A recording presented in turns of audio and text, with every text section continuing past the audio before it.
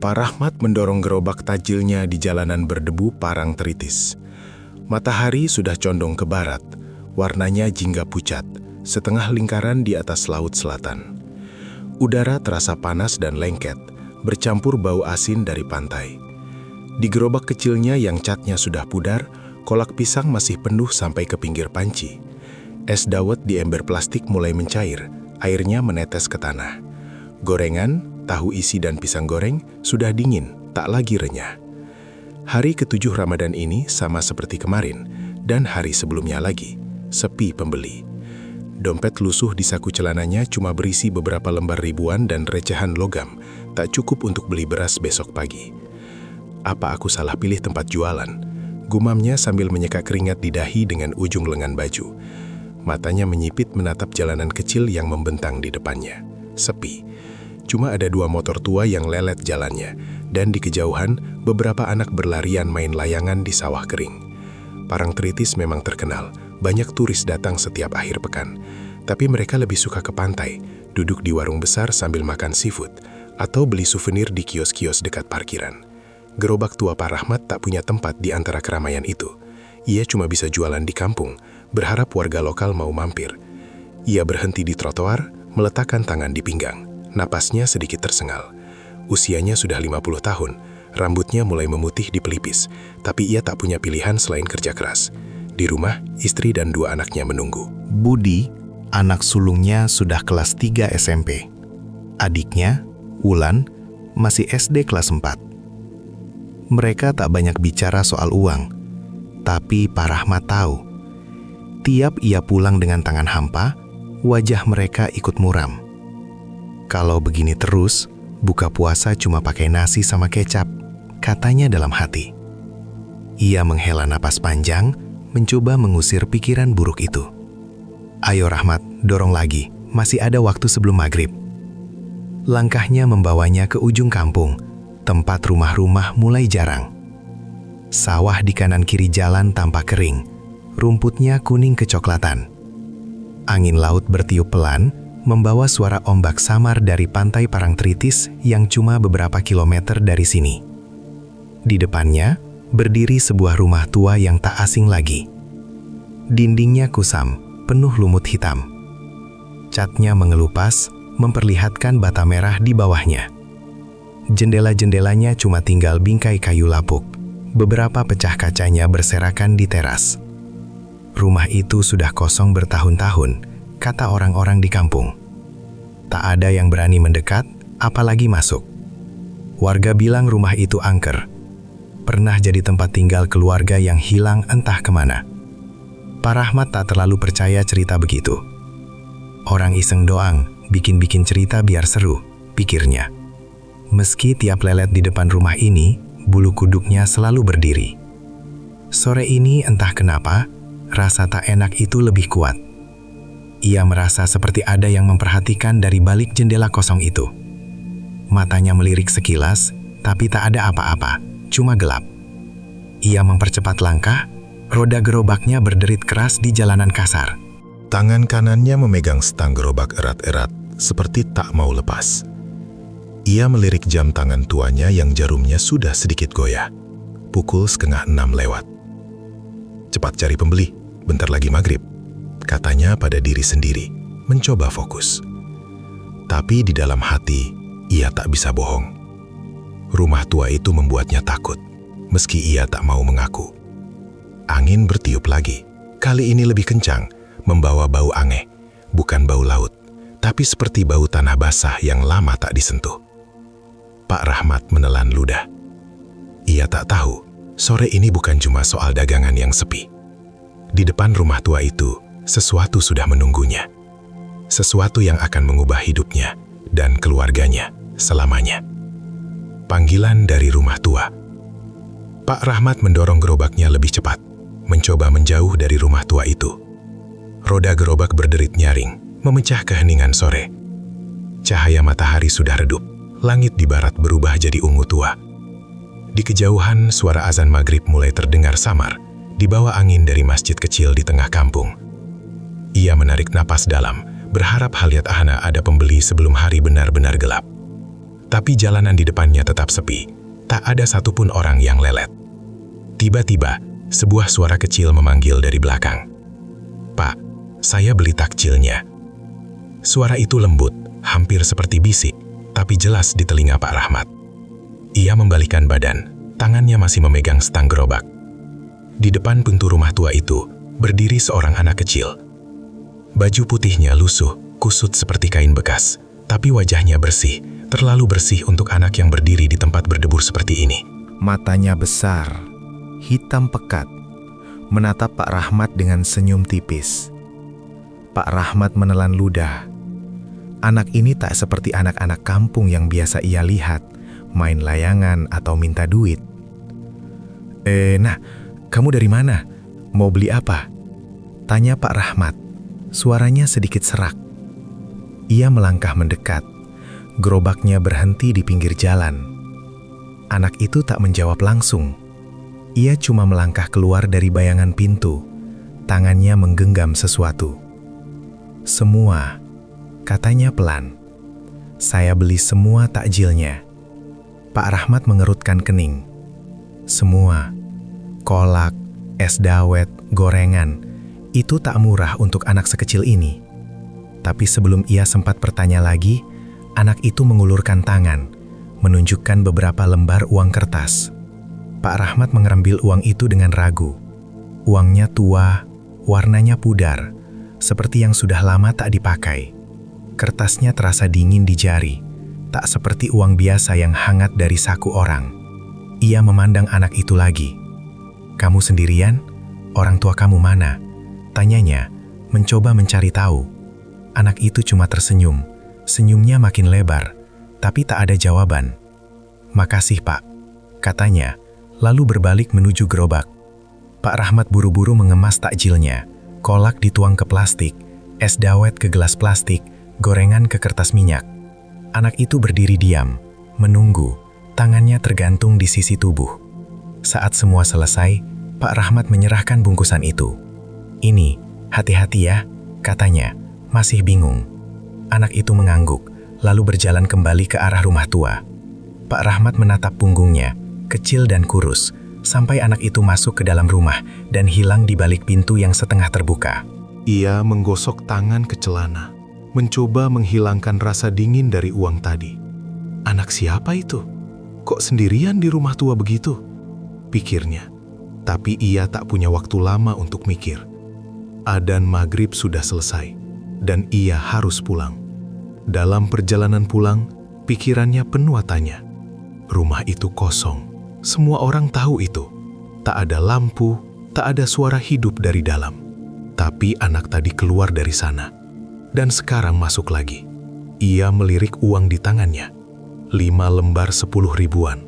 Cukup untuk beli beras dan sedikit lauk. Rezeki tak terduga, katanya pada diri sendiri. Mencoba tenang. Tapi di dalam dada, ada getar aneh yang tak bisa ia jelaskan. Angin malam bertiup kencang, membawa bau laut yang lebih tajam dari biasanya. Sampai di rumah, ia menyerahkan uang itu ke istrinya, Mbak Sari. "Dari mana ini, Mas? Jualan laku?" tanya Mbak Sari sambil memasak air. Pak Rahmat cuma mengangguk, tak cerita soal anak kecil tadi. Ia duduk di kursi kayu, menatap api kompor yang menyala kecil. Budi dan Wulan sudah duduk di meja makan, menunggu buka puasa. "Besok aku coba jualan lagi di situ," katanya pelan, hampir seperti bicara pada diri sendiri. Ia tak tahu, keputusan itu akan membawanya ke sesuatu yang jauh lebih besar dan lebih gelap dari sekadar rezeki sore ini. Malam itu, Pak Rahmat tak bisa tidur nyenyak. Matanya terbuka lebar, menatap plafon kayu yang penuh sarang laba-laba. Di sampingnya, Mbak Sari sudah mendengkur pelan, capek setelah masak dan beberes rumah. Di ruang sebelah, Budi dan Wulan juga tidur. Sesekali terdengar suara mereka mengigau. Tapi pikiran Pak Rahmat tak tenang. Ia masih ingat anak kecil berbaju putih tadi, uang kertas tua yang dingin, dan rumah kosong itu. Mungkin cuma perasaan, katanya dalam hati, mencoba membohongi diri sendiri. Tapi ada sesuatu yang mengganjal, seperti kerikil kecil di sepatu yang tak bisa dibuang. Pagi harinya, ia bangun lebih awal. Cahaya matahari masuk lelet dari celah-celah jendela bambu. Ia ke dapur, membuat kopi hitam, lalu duduk di teras sambil memandang gerobaknya yang diparkir di halaman. Uang dari anak tadi sudah ia serahkan ke Mbak Sari semalam, dan istrinya tak banyak tanya. Masih ada sisa buat beli bahan jualan, kata Mbak Sari tadi pagi sambil menghitung receh. Pak Rahmat mengangguk saja. Ia tak bilang apa-apa soal kejadian di rumah tua itu. Buat apa bikin orang rumah khawatir? Siang itu, ia mulai siap-siap jualan lagi.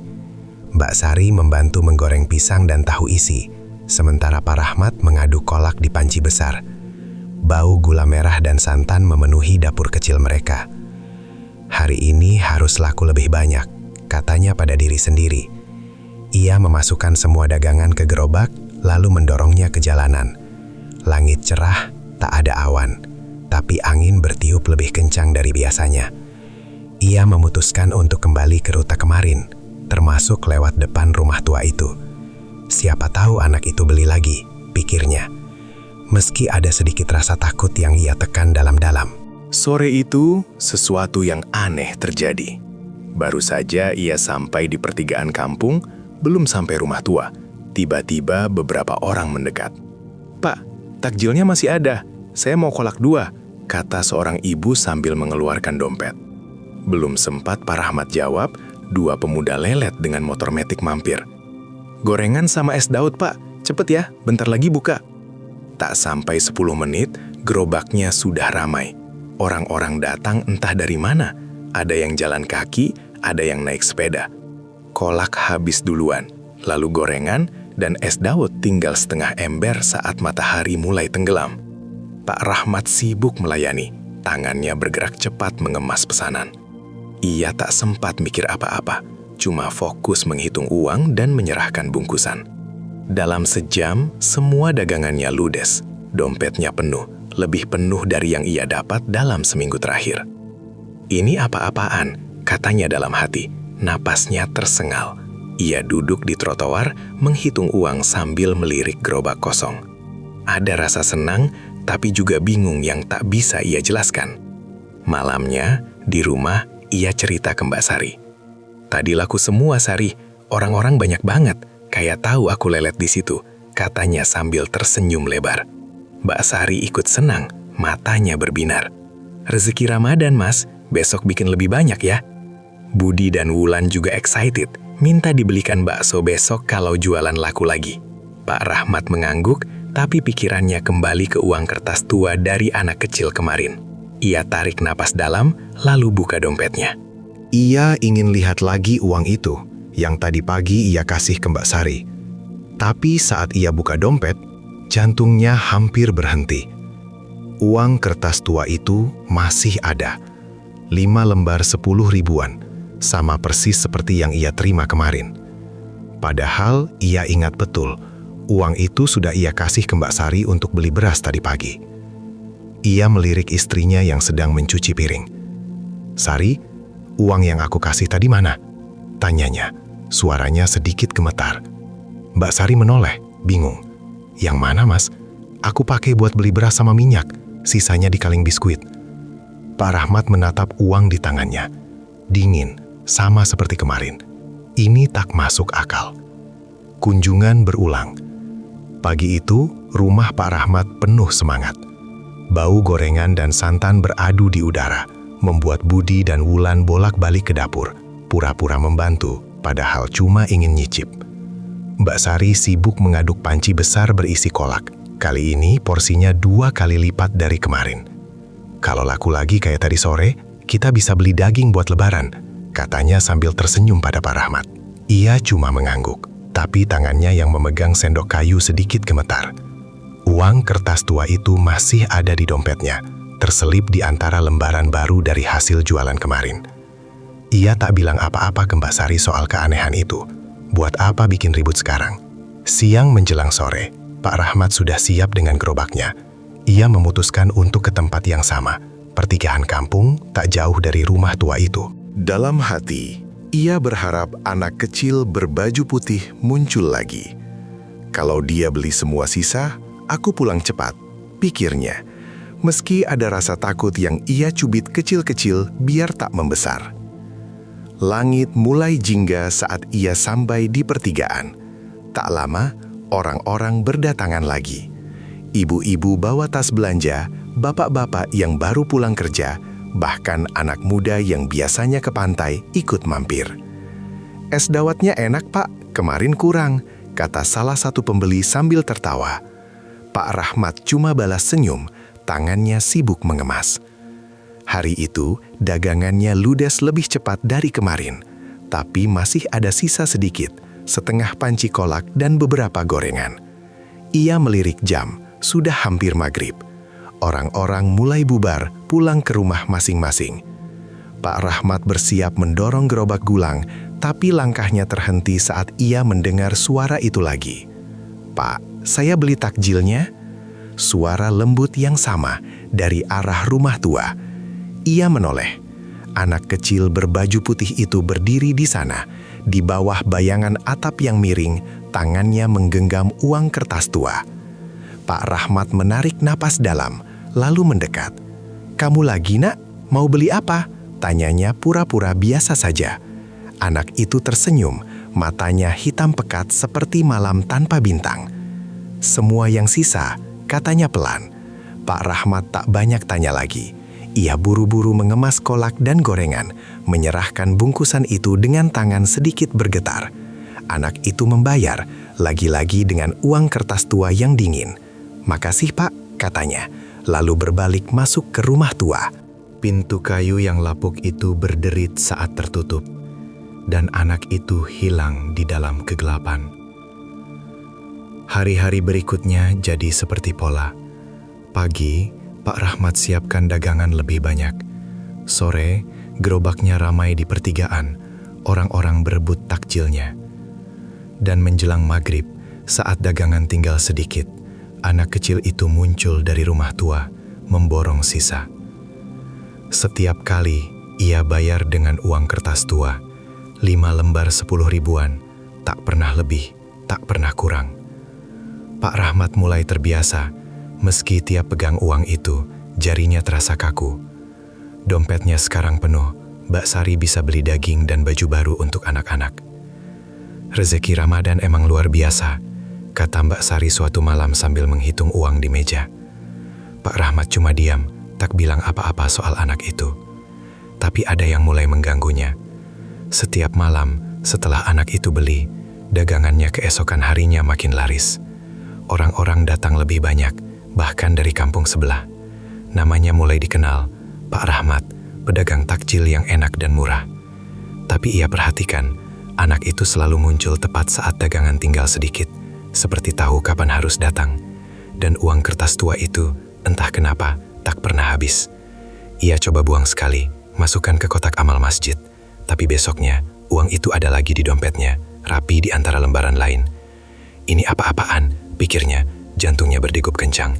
Ia takut, tapi larisnya dagangan membuatnya terus kembali ke rumah tua itu, malam demi malam. Bisik-bisik warga. Pagi di pertengahan Ramadan, rumah Pak Rahmat terasa lebih hidup. Budi sibuk membantu bikin adonan gorengan, meski lebih sering nyanyi daripada kerja. Wulan duduk di lantai, mengupas pisang sambil cerita tentang teman sekolahnya yang iri lihat baju barunya. Mbak Sari tak henti-henti mengaduk panci. Wajahnya cerah karena tabungan mereka mulai penuh. "Kalau jualan terus begini, kita bisa perbaiki atap sebelum musim hujan," katanya sambil menuang santan ke kolak. Pak Rahmat cuma tersenyum kecil, tapi matanya tak ikut senang. Ia sibuk memasukkan dagangan ke gerobak, pikirannya melayang ke anak kecil berbaju putih itu. Sore itu, ia dorong gerobaknya ke pertigaan seperti biasa. Orang-orang sudah nunggu, antre sebelum ia sempat parkir. "Pak Rahmat, tahu isinya tambah banyak dong. Kemarin cepat habis," seru seorang bapak sambil mengeluarkan dompet. Ada yang bawa wadah sendiri, ada yang pesan buat tetangga. Dagangannya ludes dalam 2 jam, tinggal sedikit kolak dan es dawet. Pak Rahmat tahu, bentar lagi anak itu bakal muncul. Dan benar, saat langit mulai gelap, Suara lembut itu terdengar lagi dari arah rumah tua. "Pak, saya beli yang sisa." Pak Rahmat tak bilang apa-apa, cuma buru-buru kemas dagangan dan terima uang kertas tua itu. Anak itu masuk lagi ke rumah, seperti malam-malam sebelumnya. Tapi hari ini ada yang beda. Saat ia dorong gerobak pulang, beberapa warga lelet di dekat warung kopi kecil di ujung jalan. Mereka ngobrol pelan, matanya sesekali melirik ke arah Pak Rahmat. Ia tak terlalu peduli, tapi saat lelet di depan warung, ia dengar sepenggal percakapan. Laris banget sih Pak Rahmat sekarang. Padahal dulu sepi, kata seorang pria tua sambil nyeruput kopi. Iya, aneh ya. Dia jualan dekat rumah tua itu kan? Balas yang lain. Nadanya penuh tanya. Pak Rahmat pura-pura tak dengar. Terus jalan. Tapi telinganya panas. Malamnya ia ke warung itu buat beli rokok. Warga yang tadi masih ada. Duduk di bangku kayu sambil main gaple. Salah satunya Pak Slamet. Tetangga 2 rumah dari tempatnya. Buka suara. "Rahmat, jualannya laris banget ya sekarang. Apa rahasianya?" Tanyanya sambil nyengir. Pak Rahmat ketawa kecil. "Rezeki Ramadan, Pak. Orang pada lapar." Tapi Pak Slamet tak berhenti. "Kamu jualan dekat rumah tua itu ya? Hati-hati. Tempat itu bukan sembarang tempat." Nada suaranya berubah serius. Bikin Pak Rahmat tak nyaman. "Iya, emang kenapa?" tanya Pak Rahmat. Pura-pura santai sambil nyalain rokok. Pak Slamet tarik napas panjang. Lalu cerita, rumah itu kosong puluhan tahun. Dulu ada keluarga tinggal di situ. Bapak, ibu sama anak kecil. Mereka hilang gitu aja. Tak ada yang tahu kemana. Katanya sih mereka salah langkah sama yang di Laut Selatan. Warga lain ikut nyamber. Iya, pernah ada yang lihat bayangan di jendela. Padahal rumahnya gelap. Ada yang bilang, tempat itu pintu buat mereka yang tak kasat mata. Pak Rahmat diam. Asap rokoknya naik perlahan ke udara. Pulang dari warung, ia duduk di teras rumah. Pikirannya berantakan. Ia ingat anak kecil itu. Baju putihnya, matanya yang terlalu hitam, dan uang yang selalu dingin. Apa hubungannya sama cerita mereka? Pikirnya. Ia coba tepis, bilang pada diri sendiri itu cuma omongan orang. Tapi malam itu, tidurnya tak nyenyak. Ia mimpi buruk, berdiri di depan rumah tua. Pintunya terbuka lebar, dan dari dalam, ratusan tangan kecil mencoba tarik dia masuk.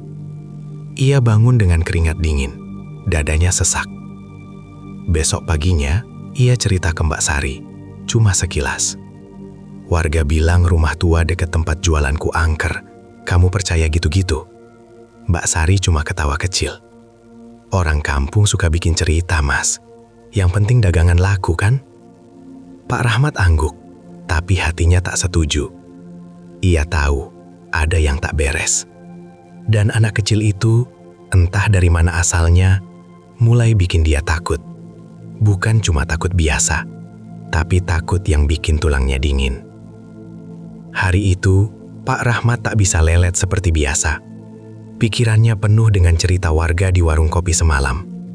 Ia coba kerja seperti biasa. Bantu Mbak Sari siapkan dagangan.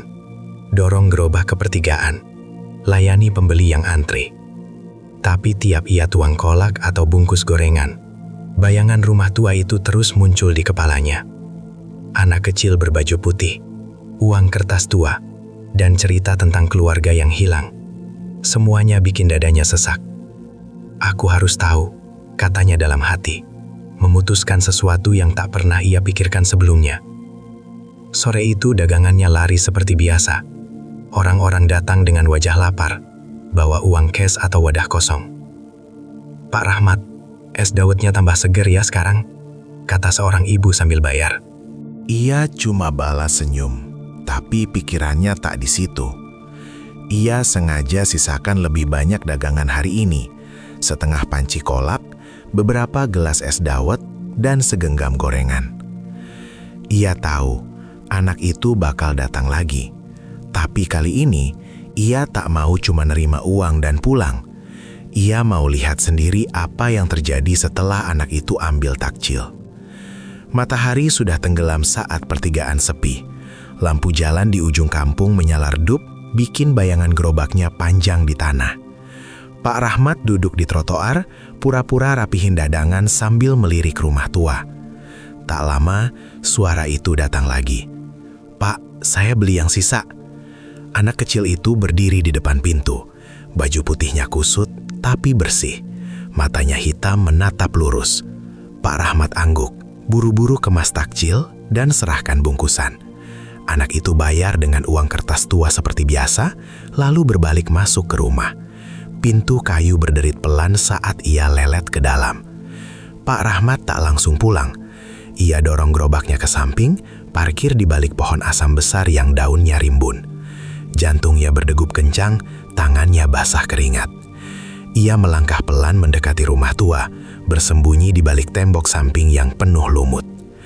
Angin malam bertiup dingin, bawa bau aneh, bukan laut, tapi seperti kayu basah yang membusuk. Ia intip dari celah jendela yang pecah. Dalam rumah, gelap gulita. Cuma ada bayangan samar dari anak itu, kecil dan lelet, jalan ke tengah ruangan.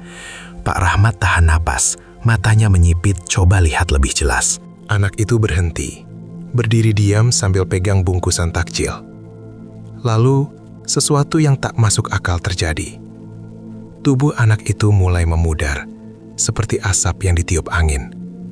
Kakinya hilang duluan, lalu tangannya, sampai wajahnya yang pucat itu lenyap sepenuhnya. Bungkusan takjil jatuh ke lantai, tapi tak ada suara benturan, cuma hening. Pak Rahmat mundur seibu, kakinya tersandung batu kecil. Ia pegang tembok biar tak jatuh, napasnya cepat dan pendek. Ini apa? Pikirnya, kepalanya pening. Ia buru-buru lari ke gerobak, dorong pulang secepat mungkin. Jalanan kampung sepi, cuma ada suara anjing menggonggong dari kejauhan. Sampai rumah, ia masuk tanpa suara, tak mau bangunin Mbak Sari atau anak-anak. Ia duduk di kursi kayu, tangannya gemetar pegang gelas air. Apa yang ia lihat tadi tak bisa ia jelaskan. Anak itu bukan manusia, ia tahu itu sekarang. Tapi kenapa anak itu bantu dia? Dan dagangannya yang lari setiap hari, apa hubungannya sama kejadian ini? Malam itu, ia tak tidur. Matanya terpaku ke dinding, pikirannya berputar liar. Ia ingat uang kertas tua yang selalu kembali, senyum anak itu yang terlalu dingin, dan cerita warga tentang rumah tua. "Aku harus cari tahu lebih banyak," katanya pelan. Meski suaranya sendiri bikin dia takut. Besok, ia putuskan untuk tanya seseorang. Orang yang mungkin tahu soal hal-hal aneh kayak gini. Tapi di dalam hati, ia tahu apa yang ia mulai malam ini tak bakal berhenti cuma di pertanyaan. Ada sesuatu yang lebih besar, dan ia sudah terlanjur masuk ke dalamnya. Peringatan sesepuh. Pagi itu, Pak Rahmat tak langsung siapkan dagangan. Matanya merah, badannya lelet, seperti orang yang habis lari jauh. Semalam, setelah lihat anak kecil itu lenyap di rumah tua, ia cuma duduk diam di kursi sampai subuh. Mbak Sari bangun lebih dulu, lihat suaminya di dapur dengan wajah pucat. "Mas, kamu kenapa? Sakit?" tanyanya sambil pegang dahi Pak Rahmat. Ia geleng kepala, bilang cuma kurang tidur. Tapi matanya tak bisa bohong, ada ketakutan yang ia sembunyikan. "Aku mau ke rumah Mbak Sari dulu," katanya tiba-tiba. Mbak Sari kaget, tapi tak tanya banyak. "Hati-hati ya," cuma itu yang ia bilang. Mbak Sari bukan Mbak Sari, istri Pak Rahmat. Mbak Sari adalah sesepuh kampung, nenek tua yang tinggal di pinggir sawah. Rumahnya kecil dari bambu. Orang-orang bilang ia tahu banyak soal hal-hal yang tak kasat mata. Pak Rahmat tak pernah dekat sama Mbak Sari, cuma saling sapa kalau ketemu di jalan. Tapi hari ini ia butuh jawaban. Ia ambil sepeda tua dari gudang, kayuh pelan ke rumah Mbak Sari. Pikirannya penuh dengan bayangan anak kecil itu. Angin pagi bertiup sepoi, tapi ia tak merasa segar, malah dingin sampai ke tulang. Sampai di sana, Mbak Sari sedang duduk di teras, nyapu daun kering dengan sapu lidi. Rambutnya putih semua, matanya sipit tapi tajam. "Rahmat, jarang kesini, ada apa?" tanyanya tanpa basa-basi, suaranya serak tapi tegas. Pak Rahmat duduk di bangku kayu di depannya, tangannya gelisah di pangkuan. "Mbah, aku mau tanya sesuatu soal rumah tua dekat pertigaan," katanya pelan. Mbah Sari berhenti nyapu, pandangannya lurus ke Pak Rahmat. "Terus, Tanyanya, seperti tahu ada yang lebih besar di balik pertanyaan itu. Pak Rahmat cerita semua. Anak kecil berbaju putih, dagangan yang tiba-tiba laris, uang kertas tua yang tak habis-habis, dan apa yang ia lihat semalam. Ia tak tambah bumbu, cuma bilang apa adanya. Mbah Sari diam lama, cuma dengar sambil pegang sapu lidinya erat-erat. Setelah Pak Rahmat selesai, ia tarik napas panjang, lalu bicara. Itu bukan anak biasa, Rahmat. Itu utusan dari pantai selatan, dari Nyai Roro Kidul. Katanya pelan, tapi kata-katanya bikin bulu kuduk Pak Rahmat berdiri. Utusan? Maksudnya apa, Mbah? Tanya Pak Rahmat, suaranya gemetar. Mbah Sari lanjut cerita. Mereka kadang datang ke orang susah, bantu kasih rezeki. Tapi bukan cuma-cuma, yang dari Laut Selatan tak pernah kasih apa-apa tanpa minta balik. Tumbal, Rahmat. Mereka minta tumbal. Pak Rahmat menelan ludah, kepalanya pening. Tumbal apa, Mbah? Aku tak minta apa-apa dari mereka. Nadanya naik. Mbah Sari geleng kepala. Kamu terima uangnya kan? Kamu ambil takjilnya kan? Itu sama aja buka pintu buat mereka. Pak Rahmat diam, pikirannya balik ke keluarganya. Tiba-tiba, ia ingat Budi. Anak sulungnya itu akhir-akhir ini lelet, wajahnya pucat, sering duduk diam di kamar. Mbah, anakku Budi sakit-sakitan. Apa itu? Ia tak sanggup lanjut, tapi Mbah Sari tahu maksudnya. Bisa jadi, Rahmat. Mereka suka ambil yang muda, yang dekat sama yang mereka bantu. Coba lihat, apa dia mimpi aneh atau bilang sesuatu. Pak Rahmat ingat, Budi pernah bilang lihat bayangan putih di luar jendela, tapi ia pikir cuma mimpi biasa. Ia pulang dengan kepala berat. Di rumah, Budi masih di kamar, duduk di ranjang sambil pegang perut. "Pak, aku tak enak badan," katanya lelet. Pak Rahmat duduk di sampingnya, pegang pundak anaknya. "Mimpi apa semalam, Di?" tanyanya hati-hati. Budi diam sejenak, lalu bilang, "Ada anak kecil bilang aku harus ikut dia, Pak. Dia bilang aku temennya." Pak Rahmat merinding, tangannya lemas. Ia tahu, apa yang dibilang Mbah Sari bukan cerita kosong. Tapi sekarang, ia tak tahu harus apa. Berhenti jualan, atau lanjut, meski nyawa anaknya jadi taruhan.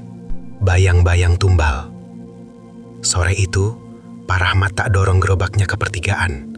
Ia duduk di teras rumah, matanya kosong menatap jalanan kampung yang mulai sepi.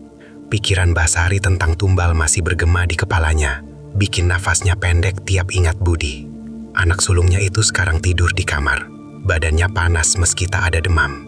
Mbah Sari sibuk di dapur, masak bubur buat Budi. Tak tahu apa yang bikin suaminya gelisah. "Mas, hari ini tak jualan, sayurannya masih banyak," tanyanya dari dalam. Pak Rahmat cuma bilang, "Besok aja Sari, aku capek."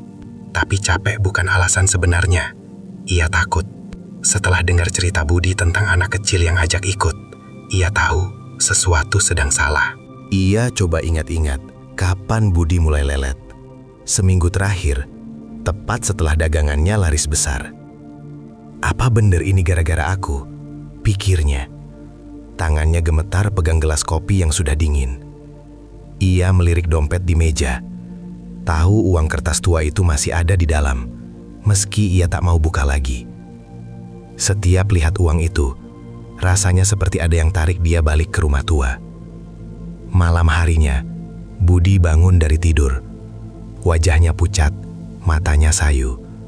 Ia duduk di meja makan, coba makan bubur, tapi sendoknya cuma gerak pelan. "Pak, aku takut tidur," katanya tiba-tiba, suaranya kecil. Pak Rahmat tarik kursi, duduk dekat anaknya. "Kenapa, Di? Mimpi lagi?" tanyanya hati-hati. Budi angguk, matanya melirik ke jendela. "Anak itu datang lagi, Pak. Dia bilang aku harus ke rumah besar yang gelap. Dia bilang aku punya dia." Pak Rahmat menelan ludah. Tangannya pegang pundak Budi erat-erat. Coba kasih tenang, meski hatinya panik. Mbak Sari masuk dari dapur, bawa kain basah buat kompres Budi. "Mimpi apa sih, Di? Jangan takut, cuma mimpi," katanya lembut. Tapi Pak Rahmat tahu, ini bukan cuma mimpi. Ia tarik Mbak Sari ke samping, bisik pelan. "Sari, Budi sakit gara-gara aku. Aku harus cerita." Lalu ia ceritakan semua. Anak kecil di rumah tua, uang yang aneh, larisnya dagangan, dan apa yang Mbak Sari bilang soal tumbal. Mbak Sari dengar dengan wajah kaget. Tangannya pegang meja biar tak goyah. "Mas, apa benar?" "Kita harus apa sekarang?" tanyanya. Suaranya naik. Pak Rahmat tak punya jawaban. Ia cuma bilang, "Aku tak jualan ragi ke sana. Besok aku cari cara buat akhiri ini." Tapi malam itu, saat ia coba tidur, ia dengar suara samar dari luar rumah. Lembut, seperti bisik anak kecil. "Pak, aku tunggu takjilnya." Ia buka mata, buru-buru cek jendela. Tak ada apa-apa. Cuma pohon pisang yang daunnya goyang kena angin. Tapi ia tahu, itu suara anak itu. Jantungnya berdegup kencang. Ia tarik selimut sampai leher, berharap pagi cepat datang. Keesokan harinya, ia putuskan tak jualan lagi. Gerobaknya dibiarkan di halaman, dagangan di dapur mulai basi. Tapi sore itu, saat ia duduk sama Budi di ruang tamu, anaknya tiba-tiba pegang tangannya. "Pah, dia datang lagi. Dia bilang aku harus ikut kalau papa tak bawa takjil," kata Budi. Matanya penuh ketakutan. Pak Rahmat berdiri, buru-buru ke dapur, ambil sisa gorengan dari kemarin. Ia dorong gerobak ke pertigaan, meski kakinya lelet dan hatinya tak mau. Ia harus akhiri ini, tapi ia tak tahu caranya. Sampai di depan rumah tua, anak kecil itu muncul lagi. "Pah, takjilnya mana?" tanyanya. Senyumnya dingin. Pak Rahmat kasih gorengan basi itu, tangannya gemetar. Anak itu ambil, bayar dengan uang kertas tua, lalu masuk rumah. Tapi kali ini, ia berhenti di pintu, menoleh ke Pak Rahmat. "Besok aku ambil yang lebih besar, Pak," katanya pelan, lalu hilang di kegelapan. Pak Rahmat pulang dengan keringat dingin. Tahu yang lebih besar itu bukan cuma takjil. Budi, anaknya, dalam bahaya, dan ia tak bisa lari lagi. Malam terakhir Ramadan. Hari itu adalah malam terakhir Ramadan. Di kampung Pak Rahmat, suasana penuh haru. Lampu minyak menyala di teras-teras rumah, anak-anak main petasan kecil di jalanan. Tapi di rumahnya, tak ada suara tawa. Budi duduk di ranjang, wajahnya pucat seperti kertas, tangannya lelet pegang gelas air. Mbak Sari berusaha masak ketupat di dapur, tapi matanya berkaca-kaca tiap lihat anaknya. Pak Rahmat berdiri di pintu kamar, menatap Budi dengan perasaan yang tak bisa ia ungkapkan. Kata-kata anak kecil itu semalam, "Besok aku ambil yang lebih besar," berputar di kepalanya seperti kaset rusak. "Aku tak bisa diam," pikirnya. Ia ambil keputusan besar. Sore itu, ia dorong gerobaknya lagi ke pertigaan, bawa sisa takjil yang masih ada, kolak dingin dari kemarin, dan gorengan yang sudah keras. Mbak Sari coba tahan. "Mas, jangan pergi, kita cari dukun atau apa kek?" katanya, suaranya penuh ketakutan. Tapi Pak Rahmat geleng kepala. "Aku harus selesaikan ini, Sari. Kalau tak, Budi yang kena." Ia tak tahu caranya, tapi ia tak mau anaknya jadi bayaran atas rezeki yang ia terima. Sampai di pertigaan, langit sudah gelap. Angin bertiup kencang, bawa bau laut yang asin dan tajam. Orang-orang tak ada yang mampir, semua sibuk siap-siap buka puasa terakhir. Pak Rahmat duduk di trotoar, gerobaknya kosong di samping. Ia tunggu, tangannya basah keringat pegang setang gerobak. Tak lama, anak kecil itu muncul dari rumah tua. Baju putihnya sama, lusuh tapi tak kotor. Matanya hitam pekat menatap Pak Rahmat. Tapi kali ini ada yang beda. Auranya lebih berat, seperti udara sebelum badai. "Pak, takjilnya mana?" tanyanya. Suaranya dingin menusuk. Pak Rahmat angkat bungkusan kolak dan gorengan, kasih dengan tangan gemetar. "Ini, ambil. Tapi tolong, tinggalin anakku," katanya. Nadanya memohon. Anak itu tersenyum, senyum yang bikin tulang Pak Rahmat dingin. "Terima kasih, Pak. Besok dagangan Bapak bakal jadi yang terlaris di Parangtritis. Tapi kami ambil upahnya sekarang," katanya pelan, lalu ambil bungkusan itu. Pak Rahmat berdiri, teriak, "Jangan, aku tak mau dagangan laris lagi. Ambil apa aja, tapi bukan budi." Suaranya keras, tapi angin malam telan kata-katanya. Anak itu tak jawab. Ia berbalik, jalan ke rumah tua. Tapi kali ini, pintunya tak cuma berderit. Ia terbuka lebar, memperlihatkan kegelapan yang pekat di dalam. Pak Rahmat lari mendekat, coba tarik anak itu, tapi tangannya cuma sentuh udara. Anak itu lenyap di ambang pintu. Dan dari dalam, ada suara samar, seperti tawa kecil yang bergema. Pak Rahmat mundur, kakinya lelet, lalu buru-buru dorong gerobak pulang. Ia tak peduli apa yang orang pikir, ia cuma mau ke budi. Sampai rumah, ia buka pintu dengan napas tersengal. Mbak Sari duduk di lantai, menangis pelan sambil pegang tangan Budi. Anaknya masih diranjang, matanya tertutup, napasnya pelan banget. "Mas, dia tadi bilang sesuatu, terus pingsan," kata Mbak Sari, suaranya tersendat. Pak Rahmat duduk di samping Budi, pegang tangan anaknya yang dingin. "Apa yang dia bilang, Sari?" tanyanya, takut dengar jawabannya. Mbak Sari menelan ludah, lalu bisik. Dia bilang, "Papa jangan nangis, aku cuma pergi bentar." Pak Rahmat tarik Budi ke pelukannya, air matanya jatuh ke rambut anaknya. Ia tahu, malam ini adalah akhir dari semua. Ia coba lawan, tapi anak kecil itu lebih kuat, atau apapun yang dibaliknya. Jam di dinding menunjukkan pukul 9 malam. Di luar, suara takbir mulai terdengar, tanda lebaran datang. Tapi di dalam rumah kecil ini, tak ada suara selain isak Mak Sari dan napas Budi yang makin lelet. Pak Rahmat pegang erat anaknya, berharap keajaiban terakhir Ramadan bisa selamatkan mereka. Tapi di dalam hati, ia tahu upah itu sudah diambang pintu. Pagi hari raya tiba di Parangtritis. Suara takbir bergema dari masjid kampung, bercampur aroma ketupat dan opor yang keluar dari rumah-rumah. Di luar, anak-anak berlarian dengan baju baru, tertawa sambil bawa amplop salam tempel. Tapi di rumah Pak Rahmat, hening menyelimuti. Ia duduk di ranjang Budi, tangannya masih pegang tangan anaknya yang dingin. Mbak Sari terduduk di lantai, matanya sembab, tak ada suara lagi dari mulutnya. Budi tak bangun pagi ini. Napasnya berhenti semalam, tepat saat jam berdentang tengah malam, tanda Ramadan usai. Pak Rahmat tak tahu berapa lama ia duduk di situ. Matanya kosong, menatap wajah Budi yang pucat, hampir sama seperti anak kecil berbaju putih itu. Ia ingat kata-kata terakhir anak itu di rumah tua. "Kami ambil upahnya sekarang."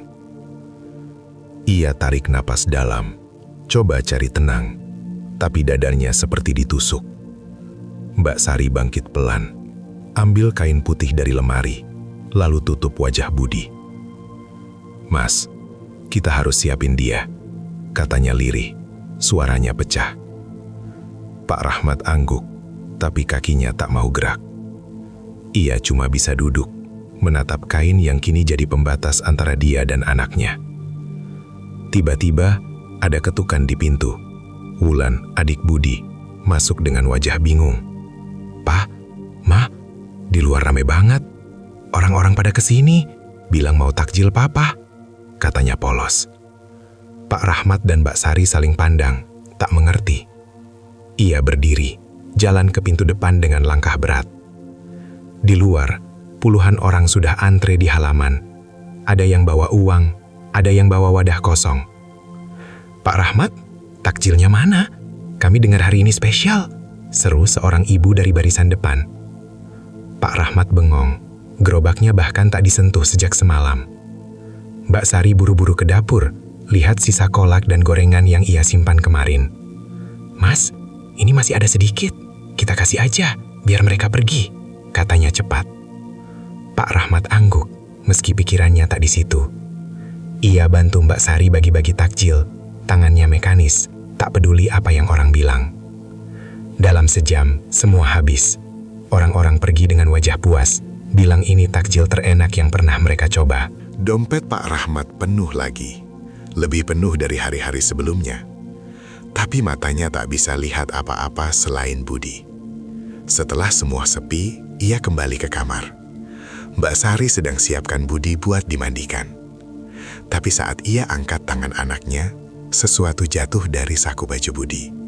Selembar uang kertas tua, sama seperti yang dikasih anak kecil itu. Pak Rahmat ambil uang itu, jarinya gemetar, dingin, seperti selalu. Ia menatap wajah Budi lagi, dan tiba-tiba ia sadar. Pucatnya sama persis, matanya yang tertutup mirip dengan tatapan kosong anak itu. "Dia ambil Budi," katanya pelan. Air matanya jatuh ke lantai. Mbak Sari menoleh. "Apa, Mas?" Pak Rahmat tak jawab, cuma pegang uang itu erat-erat. Ia ingat kata anak kecil itu. Besok dagangan Bapak bakal jadi yang terlaris di Parangtritis. Dan hari ini, tanpa ia jualan, orang-orang datang sendiri, seperti ditarik sesuatu. Ia sadar sekarang, Budi bukan cuma tumbal biasa. Anaknya jadi bagian dari apapun yang bikin dagangannya laris.